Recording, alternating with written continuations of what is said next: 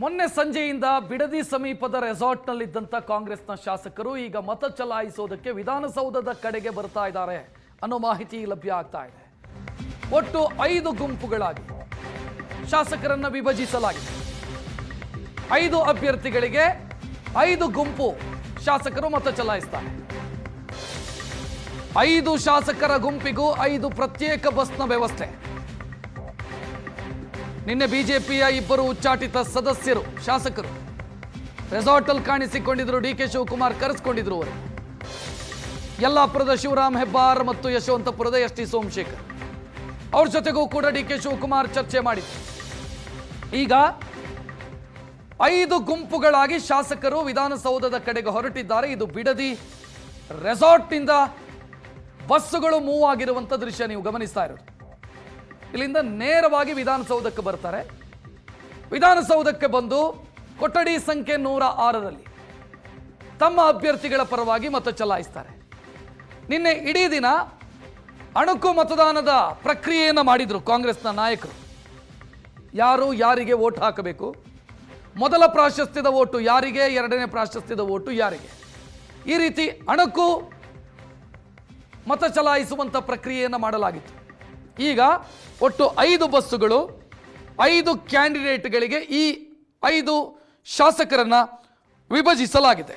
ಯಾವ ರೀತಿ ಅಂತಂದ್ರೆ ಬಿ.ಕೆ. ಹರಿಪ್ರಸಾದ್ ಅವರಿಗೆ ವೋಟ್ ಹಾಕುವಂಥ ಶಾಸಕರು ಯಾರೆಲ್ಲ ಅವರು ಒಂದು ಬಸ್ಸಲ್ಲಿ, ತಿಪ್ಪಣ್ಣ ಕಮಕನೂರಿಗೆ ಮತ್ತೊಂದು ಬಸ್ಸು, ಈ ರೀತಿ 5 ಬಸ್ಸುಗಳ ವ್ಯವಸ್ಥೆ. ಈ ದೃಶ್ಯ ಏನು ನೋಡ್ತಾ ಇದ್ದೀರಿ, ಇದು ಜಿ.ಟಿ. ದೇವೇಗೌಡರು ವೋಟ್ ಹಾಕಿ ಹೊರಗೆ ಬಂದಿರುವಂಥ ದೃಶ್ಯ. ಇದು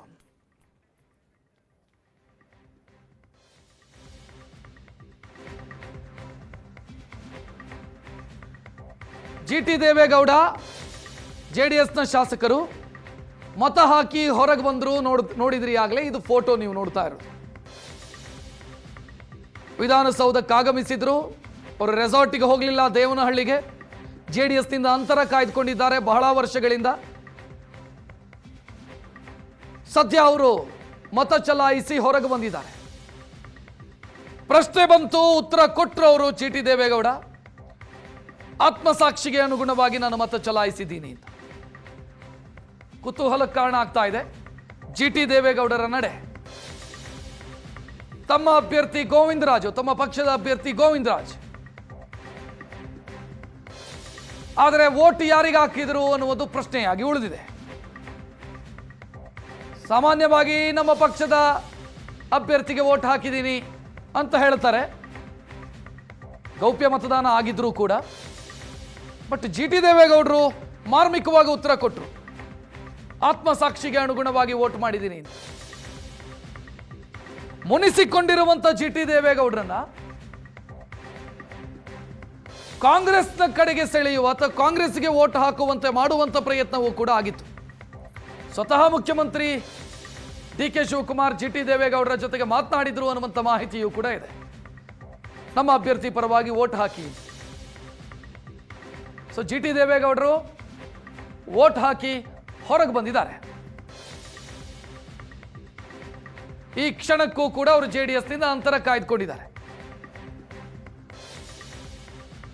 ಜೆಡಿಎಸ್ನ ಶಾಸಕರೆಲ್ಲ ಒಟ್ಟಾಗಿ ದೇವನಹಳ್ಳಿ ಸಮೀಪ ರೆಸಾರ್ಟ್ ಅಲ್ಲಿ ಇದ್ರು. ಜಿ.ಟಿ. ದೇವೇಗೌಡರು ಅಲ್ಲಿಗೂ ಹೋಗಲಿಲ್ಲ. ಪಕ್ಷದೊಂದಿಗೆ ವರ್ಷಗಳಿಂದ ಅಂತರವನ್ನ ಕಾಯ್ದುಕೊಂಡಿದ್ದಾರೆ ಅವರು.